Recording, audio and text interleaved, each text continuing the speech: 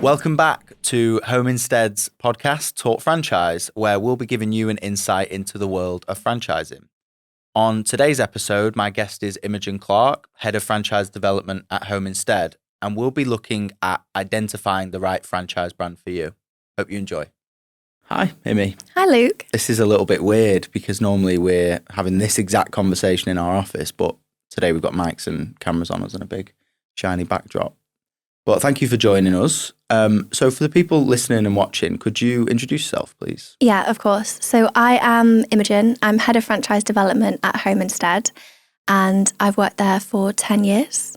I'm a part of the franchise development team for 6 years. So our role is to support anybody looking at a franchise with Home Instead.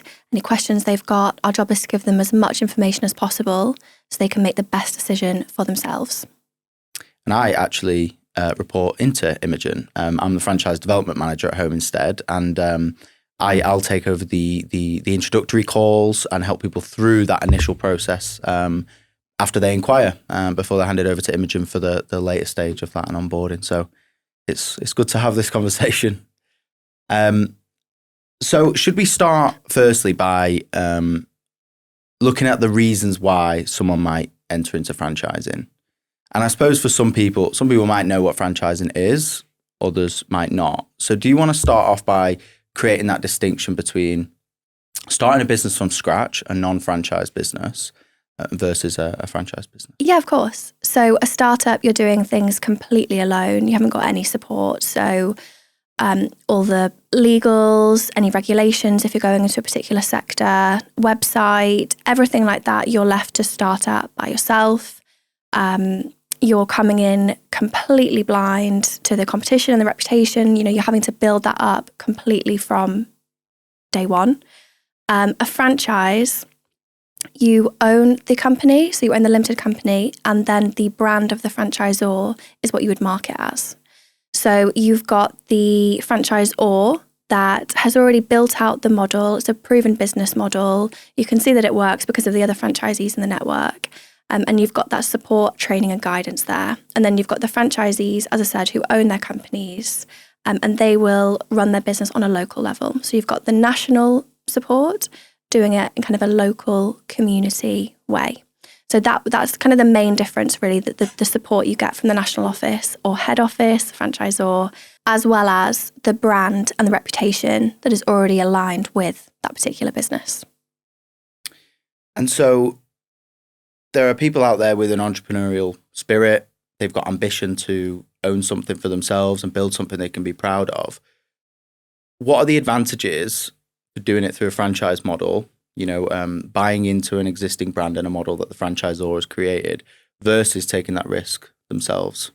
So I would say it depends on the person. So if you've got a really particular niche idea that you want to get started and that's kind of where you want to be, then franchising probably isn't for you. You should probably be doing a startup.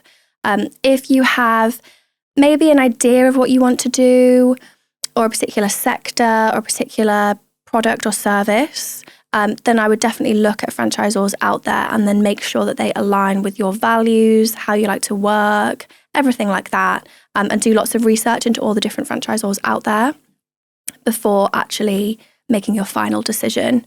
It's funny, I was actually speaking to a prospective franchisee yesterday who currently has their own business. They have a few businesses in food, and they have about probably 6 businesses with the same brand. Mm-hmm. And he was saying to me, right, so I have to build my own website. And I'll say, no, it's all done for you. And he was thinking, okay, yeah. So then in terms of regulation, I have to do that myself. And I'll say, no, it's all built out already for the other 255 offices. So you would have that exact same support available to you.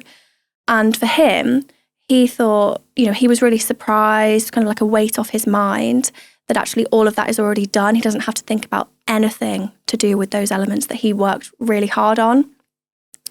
So I think it depends on who you are and what your idea is. Mm-hmm.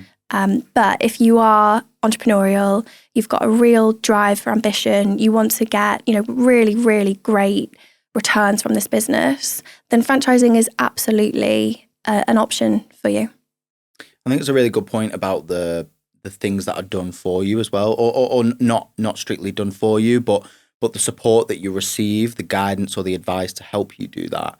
It really goes for any aspect of running that business. So if you're an individual who maybe lacks on marketing experience, then we've got a marketing team and a support function to help with that, or financial, legal, even the quality compliance side. And for a lot of people, that's new. So that really goes for the whole scope of running a business, doesn't it? It does. It does with Home Instead, and it probably does for a number of other franchisors. But for listeners, it won't be for every franchisor. So they just have to bear that in mind when they are speaking to franchisors, making sure they really have a clear idea of what support is available for them, because it will differ from brand to brand.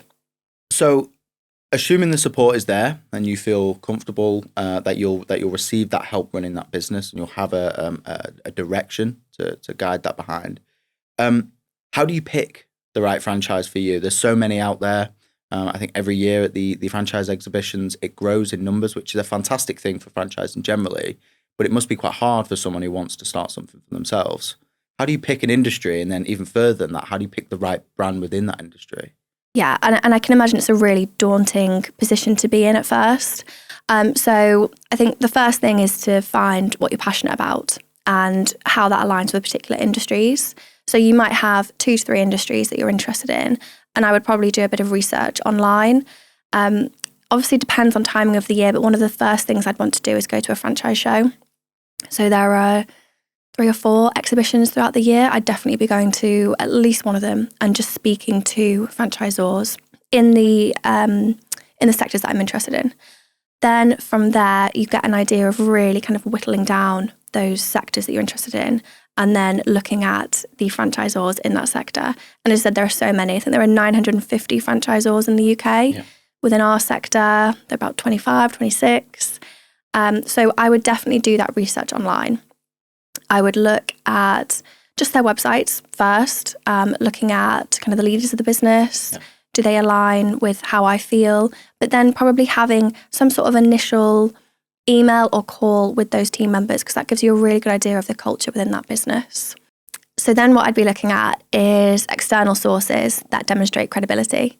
So you're thinking of the regulatory bodies, if you've got a regulatory sector. So with us, you've got the care sector. So I'd be looking at CQC ratings in England. Obviously, food, education, they've all got different regulatory bodies behind them. Yep.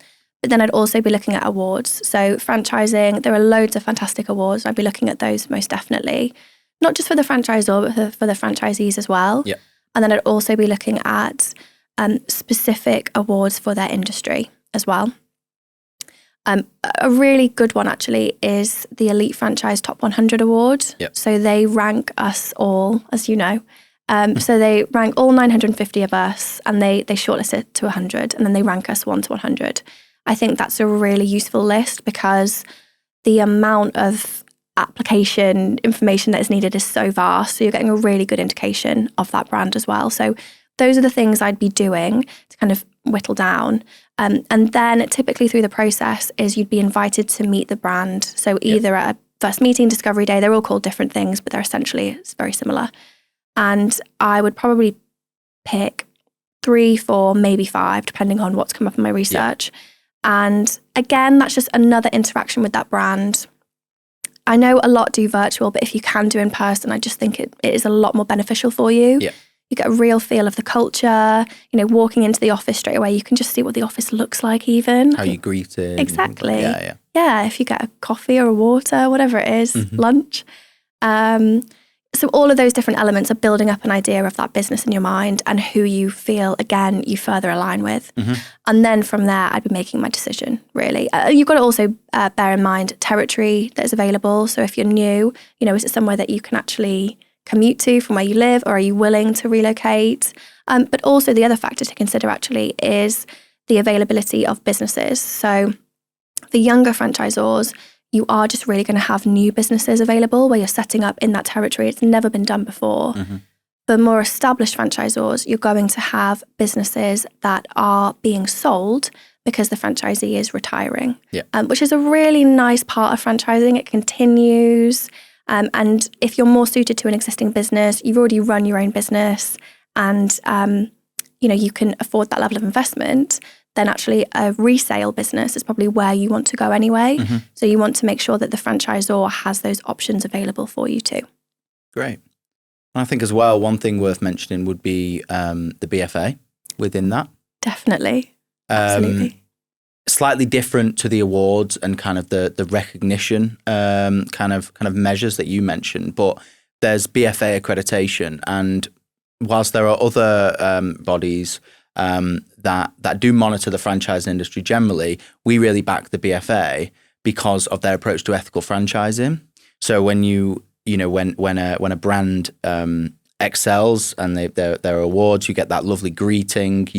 You've checked the affordability and the location. I think another thing that's definitely worth checking, and we tell everyone to do this, is check that the brand is BFA accredited, because what it means is they have the franchisees in mind when they're considering, basically how to run that brand. Maybe changes to the services offered and things like this. It always has the franchisee in mind, and even their onboarding experience and things like that. It is such a good point. So, and I'm so glad you made it, because it completely went off my mind. I'm so sorry, BFA. But within franchising, we don't have a regulatory body at all. We don't have somebody, holding us accountable like, we do in care, like our businesses do in care. So the BFA is completely voluntary. It's really important to us that we're a member. We get audited every 2 years, and they look at a load of different information. And that's really important to us. We pay to be part of this service. And obviously we go through the audits every 2 years, but what we get back is so beneficial. And it also demonstrates that we are ethical. We've got certain kind of processes in place purely for the franchisee. So I completely agree. Thank you, Luke. So you've done your research. You've found a brand that seems to tick all of these boxes, and you inquire whether it's on their website, on a franchise portal, or you ring their main office number. For those people listening out there who are going to go on this journey themselves, what advice can you give for questions to ask, things to look out for throughout the process, or even expected information as they go through that? Okay, I think firstly you've got to be mindful that it's a two-way interview. So you're trying to find the right franchisor, but they're also trying to find the right franchisee. So you do have to be mindful, put your best foot forward, because the franchisor will be watching throughout this entire process. If I was coming into the process though, I would be obviously ensuring that it's affordable with the right territory, but hopefully you've kind of got a sense of that kind of already. You obviously want to know about bank loans. So a really big, important piece about franchising that I didn't mention earlier is the funding options are so much more vast compared to startup. So with the franchisor that you're speaking to, they'll have different relationships with different banks. So I wouldn't just walk into your high street bank and say, I'm going to start a franchise and I want a loan. You'll want to be referred by the franchisor to that particular franchising department. So you then can get a better idea of affordability. So if the total investment is 100,000 and they do loans up to 70%, then does that make it affordable for you now? So there's definitely questions that you can expect to ask the franchisor, not necessarily waiting for the bank. The other thing that I would be asking is, can I expect to see a P&L? So I want to see a P&L that's probably based on real data. I don't want to see it based on the top performers. I want to see a real base of what I can achieve realistically. I also want to see, so if it's a territory, how is that built out? Is it postcodes? Is it cities? And I want to look at the demographics. I want to see how viable that is for me, and whether there's a client base in there and recruitment opportunities in there too. The other thing that I do want to see as well will be an opportunity throughout that process to speak to franchisees. And I would want to speak to them on a one-to-one basis. I know some brands like to be there as well. I don't really see the necessity of that. No. And I think from our perspective, it's one of the best parts of the journey for people coming into our brand, because, you know, we are ultimately salespeople, or at least people feel sold to when they go through this process. They're looking to buy a franchise, therefore they're in kind of that dynamic.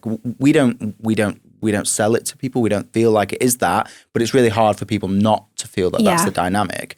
And so by actually putting people in touch with the people living it day to day, and maybe one person who's been doing it for 10 years, someone who's 1 to 2 months in, you know, maybe someone who owns multiple sites, I think what they can actually hear from the horse's mouth is, what are the challenges? How did you overcome them? What was the support like, you know, from national office during those challenges? Which then ends up being a huge advantage for us in finding the right people, because we know our franchisees that are currently living it are going to be extremely candid and honest. Yeah. And it might scare someone away who's not ready for that challenge, or it might really gear someone up who is, and they just needed to hear that they can do it. Completely agree. We want them to know the good, the bad and the ugly, and a franchisee is going to tell you that. And I do say this quite often. It's all very well me saying the difficulties, but it means so much more coming from somebody that's actually invested their life savings and has done it themselves. So we touched there on the on, you know, going in and speaking to banks about loans. If you don't have the investment, where does that leave you? So let's assume you don't have the 30% required of the 100K investment. Okay. So in this example, yeah. I mean, so obviously different brands will have different abilities. I know there are smaller brands with smaller investments of say, you know, 10,000, 5,000, where you can get like a government-backed loan and that covers 100%. Yeah. If you don't have the 30%, then realistically, it's probably not the right time for you to go for that franchise business. Yeah. I think communicating, being really open with the franchisor as well. If you can't afford something, there may be other options. Yeah. Or there might be a deposit you can put down and come back to a bit later. So I think as long as you're being really open with the franchisor, as they should be with you, then there shouldn't really be any surprises. And from our perspective, we definitely pick up the phone to people who we've spoken to 6 months ago, a year ago, or even 2 to 3 years ago, because we thought they were fantastic individuals. We thought they were aligned to our values and the culture and the journey that we're on as a brand. But unfortunately, they didn't meet that kind of investment required by the banks.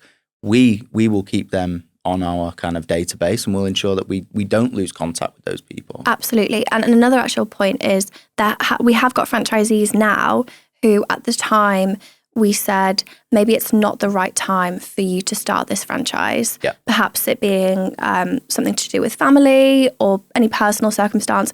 But also we have told people to maybe come back a little bit later because they lacked certain experience that we required them to have.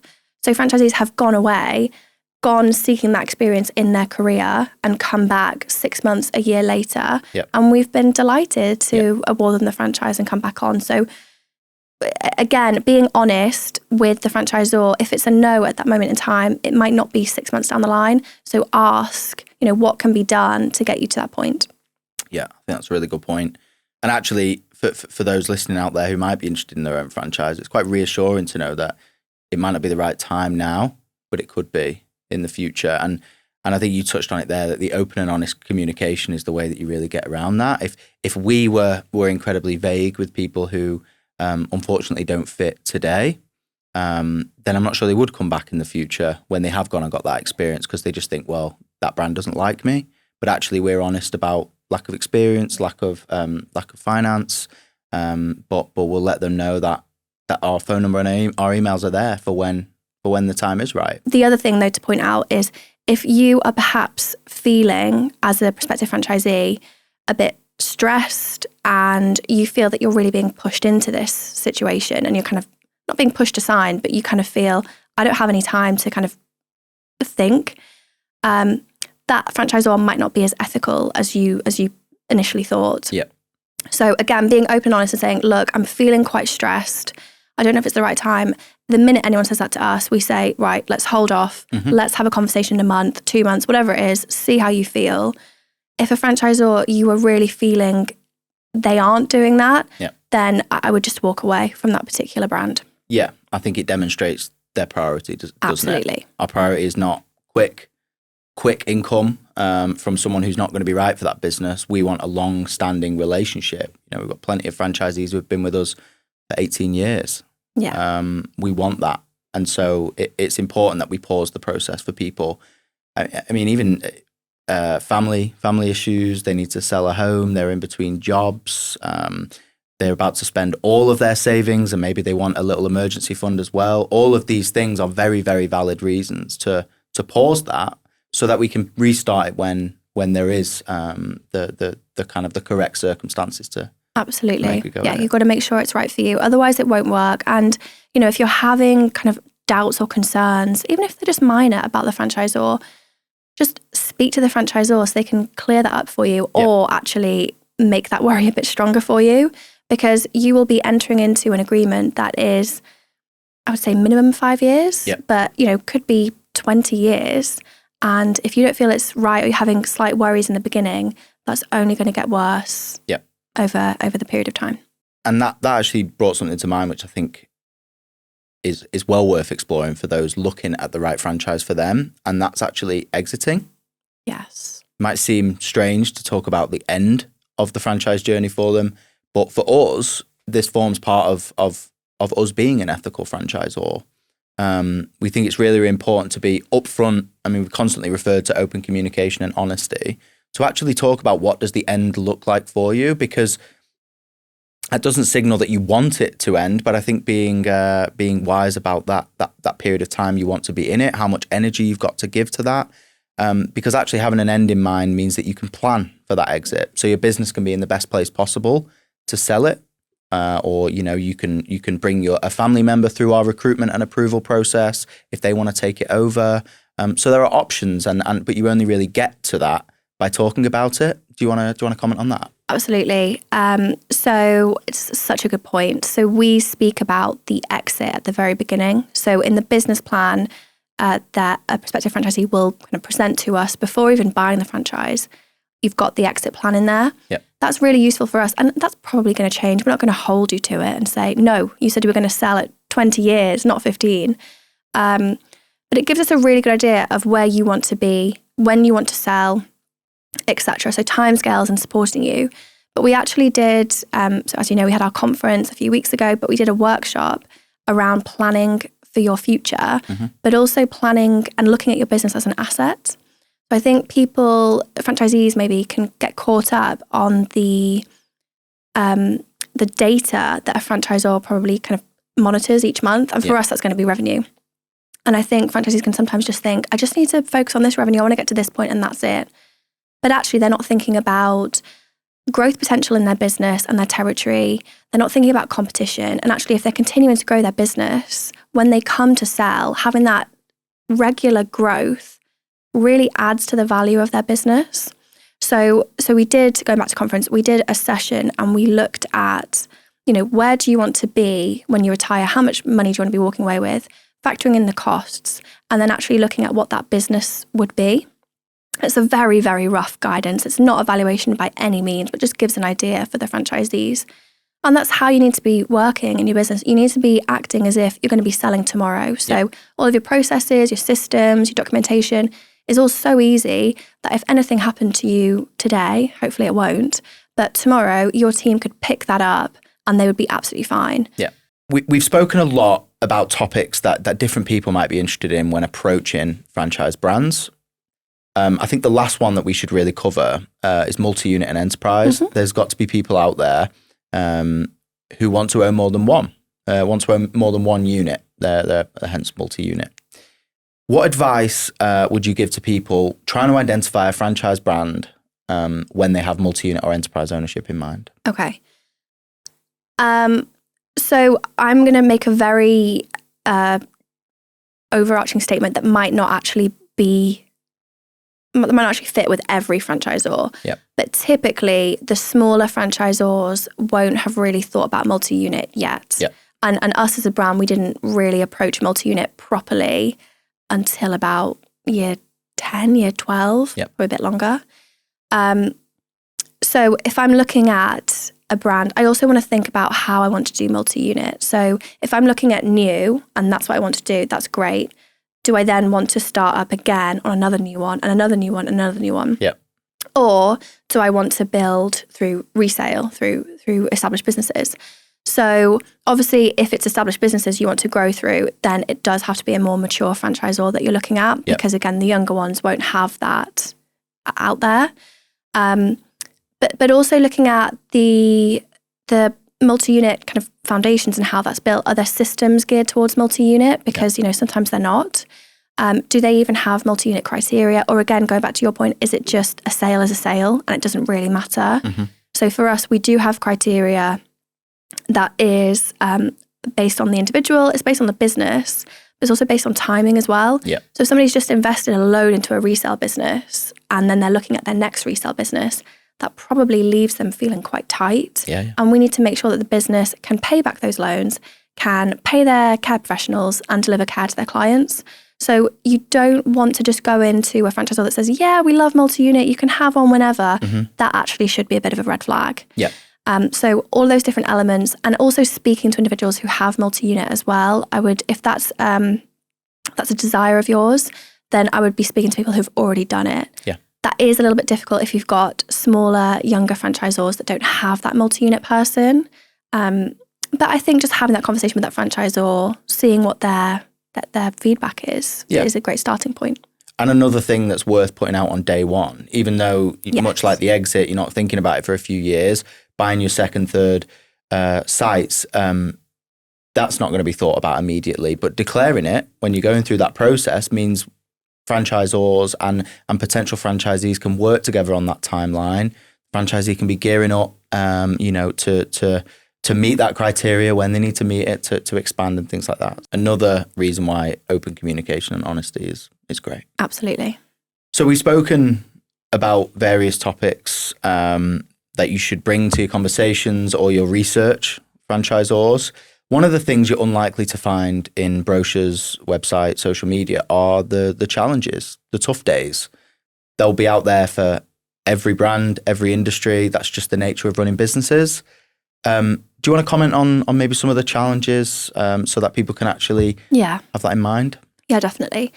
I think it can be a really lonely experience as a business owner because you've got your team around you, but kind of it's you at the top. It's lonely at the top. So you've got your network of franchisees to be able to support you and kind of rally around. But actually, sometimes when you're having those difficult periods, it can feel like you're alone, and it goes back to that honest communication. So we have franchisees that will call us. Like even one quite recently, he called me and he was like months into a really stressful situation.